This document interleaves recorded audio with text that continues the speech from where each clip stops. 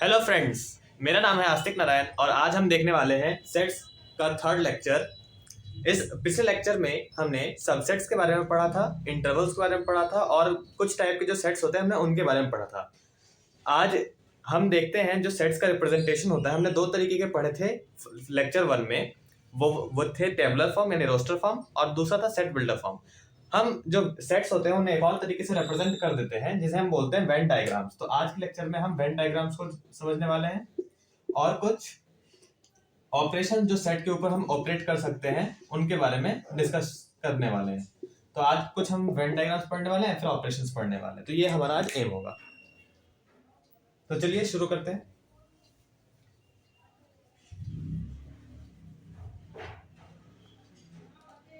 जो सेट होता है हम एग्जांपल से शुरू करते हैं। मान लीजिए हमने एक सेट लिया जिसके एलिमेंट्स हैं A B five E pi, like this. एक हमारे पास सेट है जिसके पास 5 एलिमेंट्स है, वो है ए बी फाइव ई और पाई।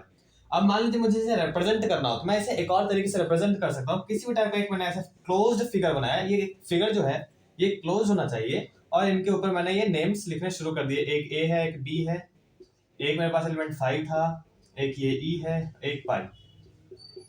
तो ये मैंने जो 5 एलिमेंट्स हैं उन्हें एक साथ लिख दिए तो और ये क्लोज्ड फिगर बना दिया। तो ये एक टाइप से मेरा सेट रिप्रेजेंटेशन हो गया और इस क्लोज्ड फिगर का नाम मैंने ए दे दिया। तो ये एक हो गया सेट जिसे हम बोलेंगे ए, क्योंकि हमने वही नाम दिया हुआ है टेबुलर फॉर्म के।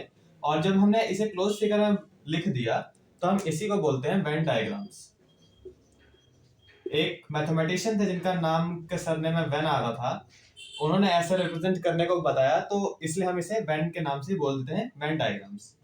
तो इस टाइप से ये होता है।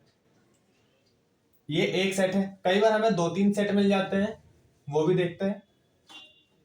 हमारे पास कई बार होता है कि ए है, इसमें इसके एलिमेंट्स हैं A B C D E, 5 elements है। एक सेट हमारे पास बी है जिसके एलिमेंट्स 1 4 ई डी 5, ये 5 एलिमेंट्स है। तो इसे हम कैसे रिप्रेजेंट करेंगे? ए को मान लीजिए जनरली क्या होता है कि हम या तो रेक्टेंगल यूज करते हैं वेन डायग्राम को में सेट्स को शो करने के लिए, और कई बार सर्कल्स भी यूज करते हैं। पॉपुलर सर्कल है।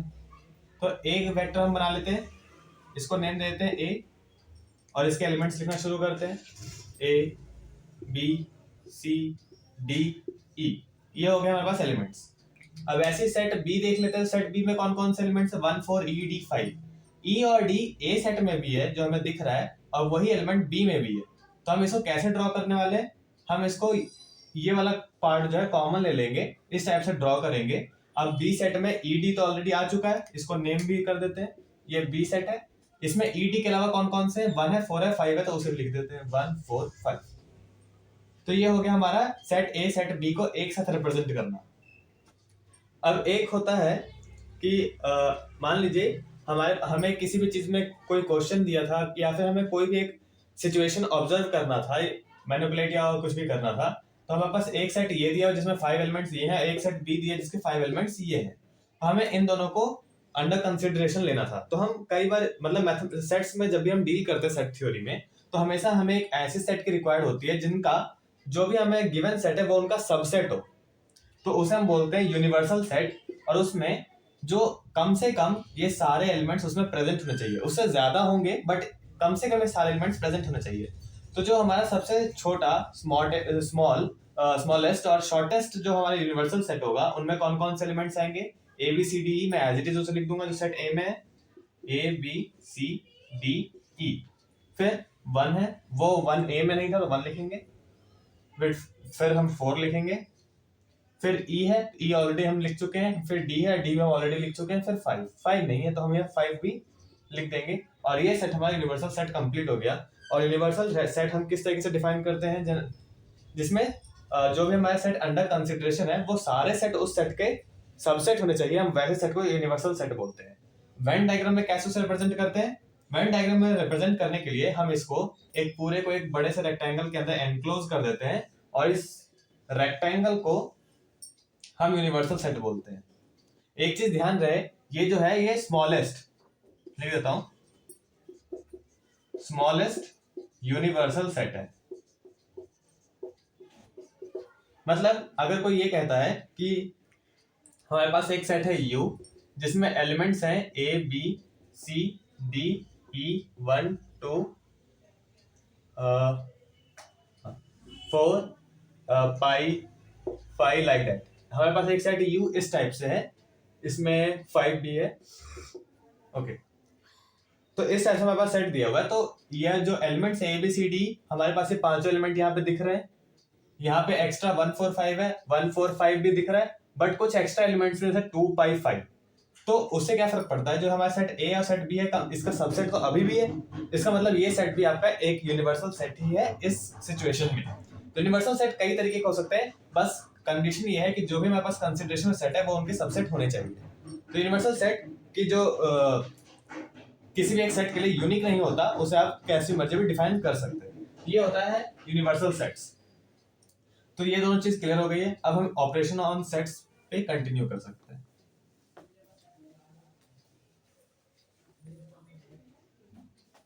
ऑपरेशन ऑन सेट्स, ऑपरेशन में हमारे पास कई तरीके के होते हैं, जैसे यूनियन हो गया, इंटरसेक्शन हो गया, कॉम्प्लीमेंट हो गया, डिफरेंस हो गया। तो हमारे पास बेसिकली 4 टाइप्स के आते हैं, जिसमें हम पहला आज पढ़ने वाले हैं वो है यूनियन ऑफ सेट्स।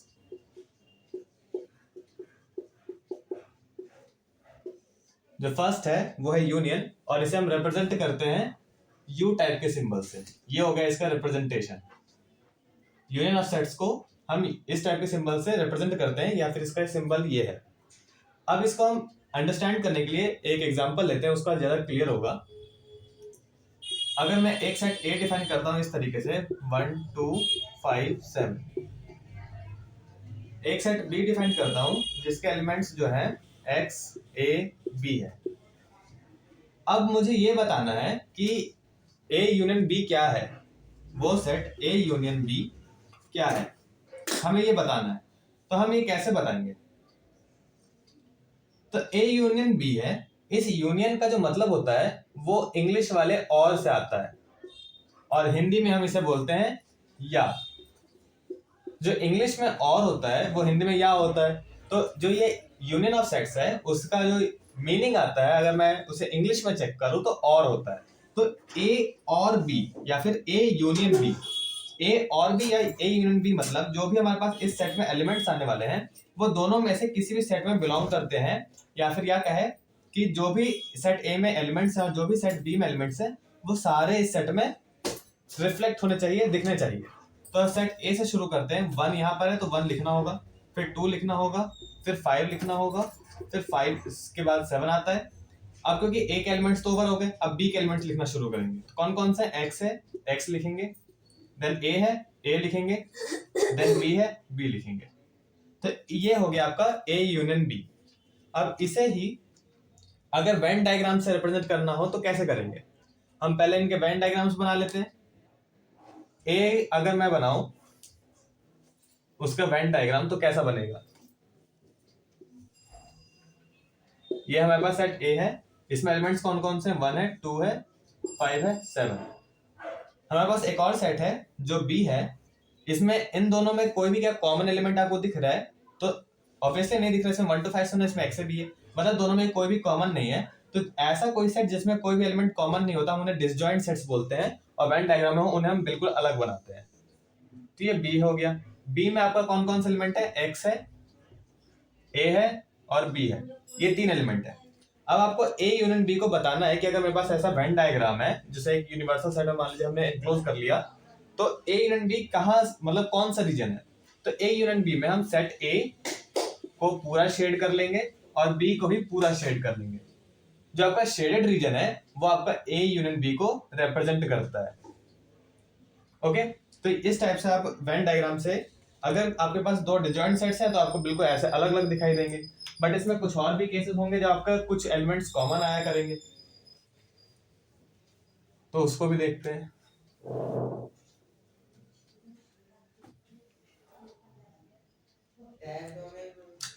जैसे एक सेट मैंने A लिया जिसमें 1 है, 2 है, 3 है, 4 है। एक सेट B है हमारे पास जिसमें 3 4 है, 5 है, 6 है, 7 है, इस टाइप से। तो सेट ए में कौन कौन से एलिमेंट हैं उन्हें हम लिख सकते हैं अलग से 1 2 3 4। सेट बी में कौन से एलिमेंट्स हैं 3 4 5 6 7 लिख लेते हैं। अब मैं इसे वेन डायग्राम में अगर देखूं तो वेन डायग्राम में क्या होता है ए यूनियन बी मतलब वो सारे रीजन जो ए और बी में आते हैं। तो ये वाला रीजन जो इस सर्कल में आ रहा है वो ए में आ रहा है तो ए यूनियन बी में भी आएगा ही आएगा। तो इस टाइप से मैं इसे शेड कर लेता हूँ। अब जो बी का रीजन है वो भी ए यूनियन बी में आएगा ही तो इसे भी शेड कर लेता हूँ। तो ये जो आपका शेडेड रीजन हम बना ये आपका ए यूनियन बी को रिप्रेजेंट करता है। तो अगर मैं ए यूनियन बी अब लिखना चाहूं तो कैसा हो जाएगा, जो भी एलिमेंट्स आ रहे हैं आपको शेडेड रीजन में सब लिख देंगे। कौन कौन से 1 भी दिख रहा है 2 भी दिख रहा है 3 भी है 4 भी है 5 भी 6 भी और 7 भी, सबको लिख देते हैं 1 2 3 4 5 6 7। तो ये आपका ए यूनियन बी हो गया। इसमें कौन कौन से कॉमन एलिमेंट्स थे, ये 3 और 4 था, 3 और 4 था। तो हम दोनों को ही एक एक बार लिखेंगे क्योंकि सेट में हम क्या करते हैं एक ही एलिमेंट को 2 बार ही नहीं लिखा करते। तो इस तरीके से ए यूनियन बी हो गया जब आपके दो सेट्स हैं इनमें कुछ एलिमेंट्स कॉमन भी हैं। अब कुछ जैसे हम 2-3 सेट्स के यूनियन करते हैं तो उनमें कुछ प्रॉपर्टीज भी आएंगी। कई सारी प्रॉपर्टीज हमने बचपन में भी पढ़ी है, commutative properties, associative properties, identity properties. तो उन्हीं टाइप की कुछ प्रॉपर्टीज भी हमारे पास यहाँ पे डिस्कस करने को होती है तो उन्हें हम लिख लेते हैं।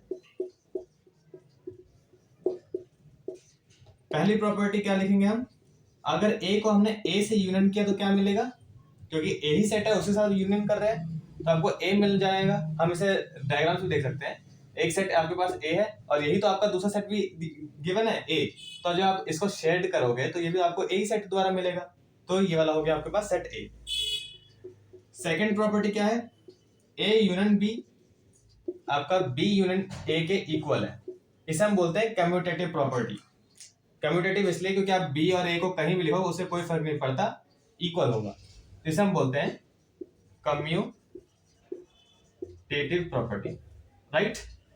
आपके पास अब थर्ड जो प्रॉपर्टी है वो है associative. A union B union C equals to A union B union C. दोनों का भी डिस्कस करेंगे कैसे होता है। ये होता है आपका एसोसिएटिव प्रॉपर्टी। ओके, मैं ऊपर वाले पार्ट को इरेज कर देता हूं फिर हम देखते हैं कि कम्यूटेटिव और एसोसिएटिव प्रॉपर्टी कैसे होते हैं। तब तक आप इसे नोट कर लीजिए।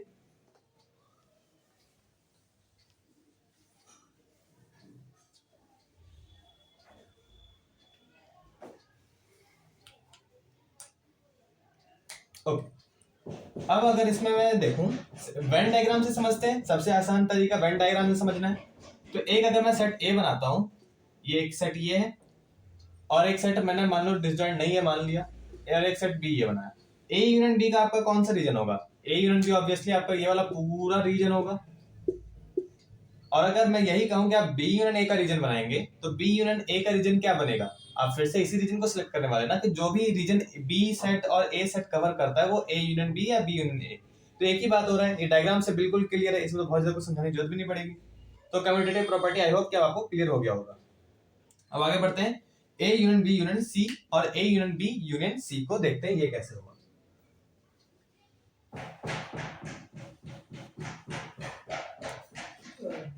तो एक सेट हमारे पास ए गिवन है, एक सेट ये हमारे पास बी है। मान लो कि मैंने पूरे तरीके से जो हर जगह इंटरसेक्ट कर रहा हूँ वैसे सेट एक सी लिया, ए बी सी। अगर कोई बोले कि ए यूनियन बी, पहले हम बी यूनियन सी को ढूंढ लेते हैं वो कौन सा रीजन आएगा। पहले हम एलएचएस वाले पार्ट को देखा, तो बी यूनियन सी को अगर मैं चेक करूंगा तो ये वाला रीजन आएगा, ये वाला इधर भी एक्सटेंड हो जाएगा क्योंकि सी वाले पोर्शन में भी हमें जाना है। तो ये आपका हो गया बी यूनियन सी। अब बी यूनियन सी को ही हमें ए से भी यूनियन करना है, तो बी यूनियन सी वाला रीजन तो हमें लेना ही लेना है, साथ में वो सारे रीजन जो ए में आ रहे हैं उन्हें भी लेना होगा। तो हम इसे एक्सटेंड करेंगे, जो ए में आ रहा है उसे भी ले लेंगे। तो ये क्या हो गया आपका A union brackets B union सी।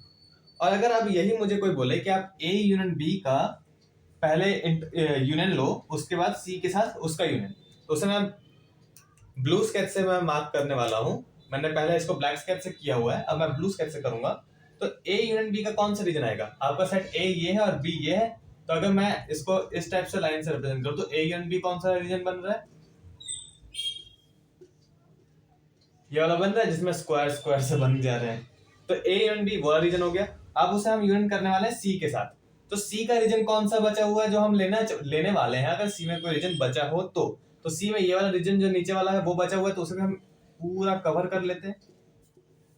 तो डायग्राम से बिल्कुल क्लियर हो जाना चाहिए कि जो रीजन आ रहे हैं वो पूरे के पूरे क्रॉस हो जा रहे हैं। मतलब ब्लैक वाला जहां जहां शेड कर रहा था वहीं वहीं ब्लू भी शेड कर रहा है। इसका मतलब दोनों ही सेट्स क्या है आपके इक्वल है। तो A union of B union C करें या फिर ए यूनियन बी करके फिर सी से यूनियन करें, एक ही बात आने वाला है। तो इसलिए एसोसिएटिव प्रॉपर्टी का भी एक टाइप से प्रूव हो गया। तो इसलिए जब क्योंकि एसोसिएटिव है तो ब्रैकेट्स नहीं भी लिखेंगे तो भी चलेगा, क्योंकि एक ही बात है, कहीं ब्रैकेट्स कहीं भी लगा लो, एसोसिएटिव प्रॉपर्टी फॉलो कर रहा है वो। अब कुछ और चीजें देखते हैं इसी प्रॉपर्टीज में ही। अगला नंबर है 4th। अगर मान लो कि ए जो है आपका सबसेट है बी का, ठीक है, मतलब क्या होगा, कैसा डायग्राम बनेगा? तो मैं वेन डायग्राम से बनाना चाहूँ तो ए क्या है आपका छोटा सेट है बी से, क्योंकि वो ए जो है बी का सबसेट है। तो कैसा डायग्राम बनेगा? ए सेट कुछ इस टाइप से होगा और बी उससे बड़ा होगा और जो ए होगा टोटली बी के अंदर होगा, ठीक है। तो अब अगर A is the subset of B और तब आपसे पूछे ए यूनियन बी कितना होगा, ए यूनियन बी कितना होगा, तो मैं अगर यहाँ पे शेड करूं तो ए का पूरा रीजन साथ में बी का भी रीजन, ये मैं पूरा फिर शेड कर दूंगा। तो अगर इसको शेड कर दिया तो कौन सा रीजन बन रहा है? बी बन रहा है, क्योंकि बी बड़ा सेट है, तो ये इक्वल टू आपका बी आ जाएगा। तो अगर ए आपका बी का सबसेट है, दोनों का यूनियन पूछा है, तो बड़ा वाला सेट हो जाएगा। ओके,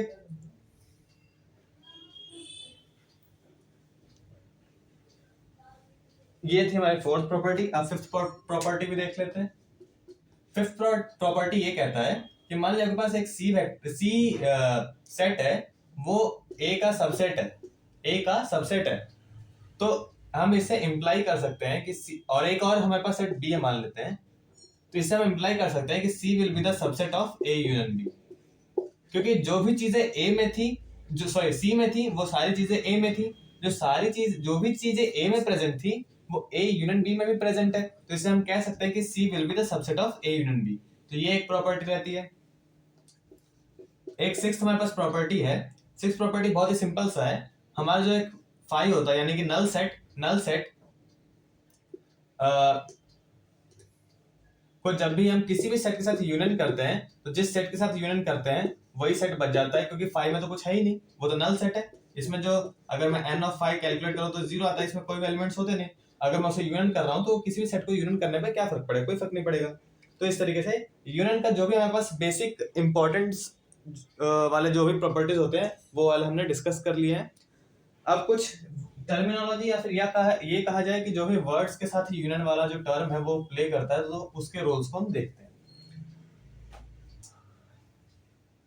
जो यूनियन वर्ड है इसे क्वेश्चन पेपर में जनरली 2 वर्ड से रिप्रेजेंट किया जाता है।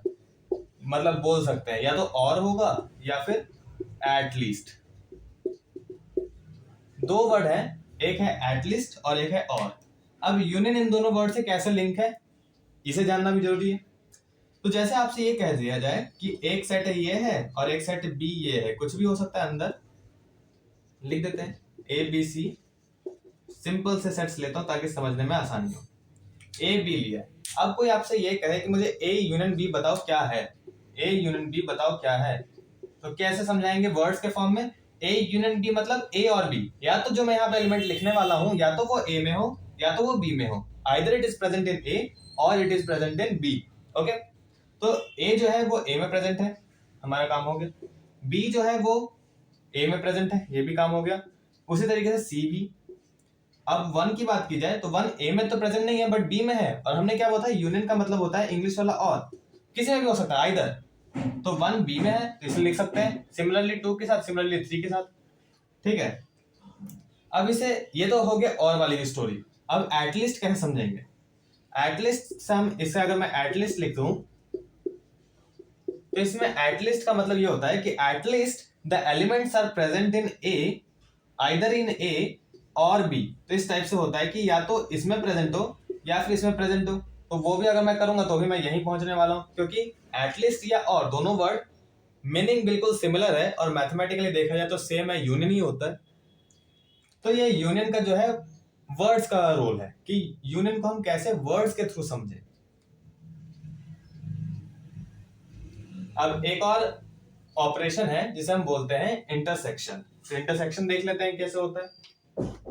एक ही ऑपरेशन था, बहुत ही इंपॉर्टेंट है यूनियन। एक और है हमारे पास जो ऑपरेशन है वो है इंटरसेक्शन।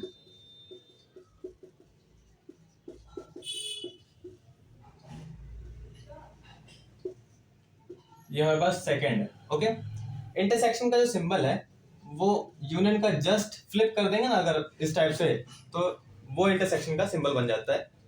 इंटरसेक्शन का जो वर्ड जैसे हमने यूनियन में और एटलिस्ट देखा, तो इंटरसेक्शन में हमारे पास फिर से दो वर्ड आते हैं। या तो इसमें हम बोथ बोल देंगे या फिर ऑल बोल देंगे। ओके, बोथ या फिर ऑल, मतलब ये तो एक ही चीज है, बोथ या ऑल में, या फिर एंड आता है। दो वर्ड है, या तो बोथ बोलेंगे या तो एंड बोलेंगे। ओके, तो इंटरसेक्शन में हम दो वर्ड से चीजें को रिप्रेजेंट करेंगे, या तो बोथ या तो एंड। अब इसे थोड़ा एग्जांपल समझा जाए। हमारे पास अगर सेट ए में कुछ एलिमेंट्स है, मान लो 1 2 3 4, लाइकवाइज बी में जो एलिमेंट्स हैं A 4 3 1 E F ये है। और अब हमसे पूछेगा, या कोई पूछे उससे पहले हम कुछ ऑब्जर्व करना चाहेंगे। ए में कौन कौन से एलिमेंट्स है 1 2 3 4, बी में कौन से A 4 3 1 E F। दोनों सेट में कुछ एलिमेंट्स क्या हमें ऐसा दिख रहा है, कुछ कॉमन सा है। यस, हमें कुछ दिखाई दे रहा है। जो 1 है वो यहाँ भी प्रेजेंट है, यहाँ भी प्रेजेंट है। जो 2 है वो A में भी प्रेजेंट है बट B में प्रेजेंट नहीं है, तो इसे फिर आंसर जो हमने सर्कल डाला वो इरेज कर देते हैं। जो 3 है वो A में प्रेजेंट है, यहाँ पे भी प्रेजेंट है, तो 3 वाला प्रेजेंट हो गया। 4 यहाँ पे प्रेजेंट है, यहाँ पे प्रेजेंट है, बट यहाँ पे A E F है वो A में प्रेजेंट नहीं है। यहाँ पे 2 है वो B में प्रेजेंट नहीं है। तो हमें कितने एलिमेंट्स कॉमन दिख रहे हैं? 1 है, जो हमारा कॉमन एलिमेंट्स है वो 1 है, 3 है, 4 है। ये हमें कॉमन एलिमेंट्स दिखे। इन्हीं कॉमन एलिमेंट्स को हम बोलते हैं कि इन दो सेट का इंटरसेक्शन जो हम पढ़ रहे हैं ये इंटरसेक्शन। तो A इंटरसेक्शन B क्या हो गया? आपका ये वाला सेट हो गया। तो अब इसे अगर वर्ड से समझा जाए, A एंड B मतलब कोई ऐसा एलिमेंट जो दोनों में प्रेजेंट हो। A एंड B, इंग्लिश वाला एंड। तो जैसे 1 है वो A में भी प्रेजेंट है, जो 1 है वो B में भी प्रेजेंट है। तो A में भी है और B में भी है, तो A एंड B की जो कंडीशन है वो ये तीन एलिमेंट फुलफिल कर रहे हैं हमारे इस एग्जांपल में। इस वजह से A इंटरसेक्शन B जो सेट है वो ये वाला हो गया। इसे बोथ से समझ सकते हैं, कोई ऐसा एलिमेंट जो A और B दोनों में प्रेजेंट है, दोनों में both A and B sets must have these three elements. तो A इंटरसेक्शन B ये वाला सेट हो गया। अब इसे वेन डायग्राम से समझते हैं।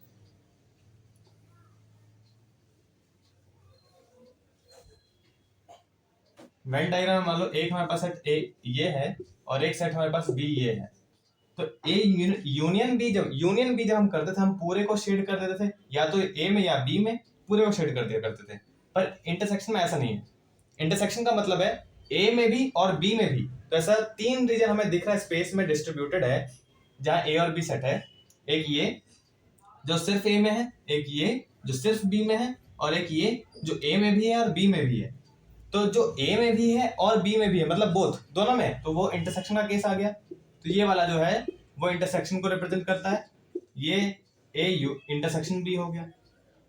तो इस तरीके से हम वेन डायग्राम से इंटरसेक्शन को रिप्रेजेंट कर सकते हैं। एग्जांपल भी हमने देख लिया है, जिसके वर्ड्स के कोरिलेशन है उन्हें भी हम समझ लिए। तो जब हमने एक ऑपरेशन समझ लिया यूनियन कैसा है, तो इंटरसेक्शन बड़ा ही सिंपल हो जाता है। इसलिए मैंने यूनियन में थोड़ा टाइम लिया और अब इंटरसेक्शन तो बिल्कुल क्लियर हो गया।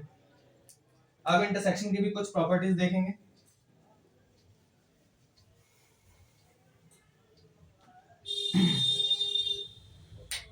इंटरसेक्शन की भी कुछ प्रॉपर्टीज देख लेते हैं।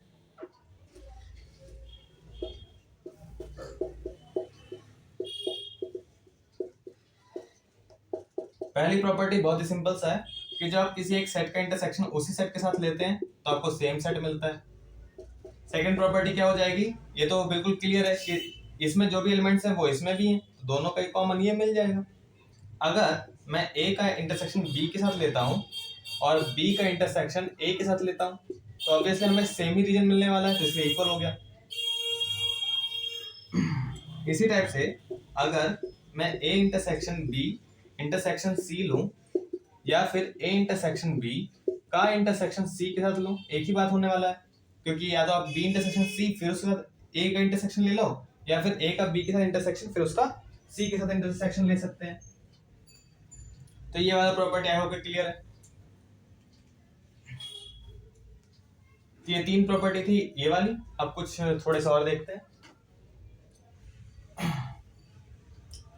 अब जैसे हमने यूनियन में एक प्रॉपर्टी देखी थी कि अगर कोई, मैं मान लो कि डी एक सेट है, वो बी ए का सबसेट है, तो डी ए यूनियन बी का भी सबसेट होता है। बट अगर मैं इसे यहां पर ऐसा लिख दूं, हमारा फोर्थ, कि डी है वो ए का सबसेट है, और मैं ए इंटरसेक्शन बी की बात करूं कि क्या वो डी इसका सबसेट बन पाएगा, तो कोई गारंटी नहीं है। हम इसमें कुछ बता नहीं सकते कि डी इसका सबसेट बनेगा या नहीं बनेगा। इट मे बी और मे नॉट बी। तो यहाँ पर अगर हम भरना होगा तो यही भर सकते हैं कि D may be a subset of intersection B, क्योंकि जरूरी नहीं है ना कि जो एलिमेंट्स डी में थे वो बी में भी प्रेजेंट हो। तो इस वजह से हम इस बात, ये वाली प्रॉपर्टी जो यूनियन में हमने आराम से बोली थी, वो इंटरसेक्शन में नहीं बोल सकते। तो ये वाली एक मतलब अंडरस्टैंडिंग की थी, कोई प्रॉपर्टी तो थी नहीं। अगर मैं कोई एक नल सेट लेता हूँ फाई, उसका इंटरसेक्शन में किसी भी सेट के साथ लेता हूँ, इंटरसेक्शन ले रहा हूँ, वो सारे एलिमेंट्स जो इसमें भी होना चाहिए और इसमें भी होना चाहिए, पर इसमें तो कोई सेट है ही, ये कोई एलिमेंट है नहीं, क्योंकि ये क्या है, नल सेट है। तो इसका मतलब इसका आंसर क्या होगा, 5, क्योंकि दोनों में कोई भी एलिमेंट्स कॉमन नहीं, क्योंकि इसमें कोई भी एलिमेंट है ही नहीं, तो कॉमन तो आएगा ही नहीं। इस वजह से इसका जो सेट होगा वो 5 हो जाएगा। तो ये हो गया इंटरसेक्शन की 5th प्रॉपर्टी। ओके,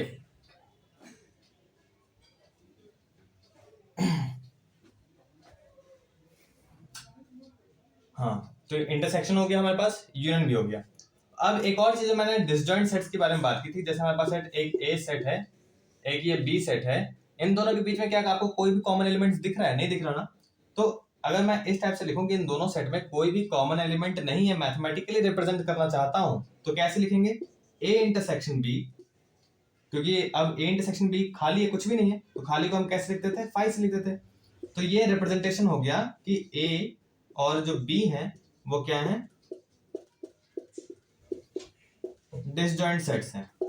ए और बी डिसजॉइंट सेट्स है, इसका मतलब ए इंटरसेक्शन बी क्या हो गया, हमारे पास नल सेट आ गया। तो ये होता है इंटरसेक्शन की एक स्टोरी। अब इंटरसेक्शन और यूनियन को कंबाइन करके हम एक फॉर्मूला जनरेट करते हैं, जो काफी हेल्पफुल होता है। कार्डिनलिटी के बेसिस पे ये फॉर्मूला है। पहले हम एक वेन डायग्राम बनाते हैं, जिससे हमें फॉर्मूला समझने में आसानी होगी। ए है और बी है, ठीक है। जो अगर यहां से ध्यान से देखा जाए तो ये वाला जो रीजन है वो ए और बी में कॉमन पार्ट आ रहा है ना, और ए यूनियन बी ये पूरा है,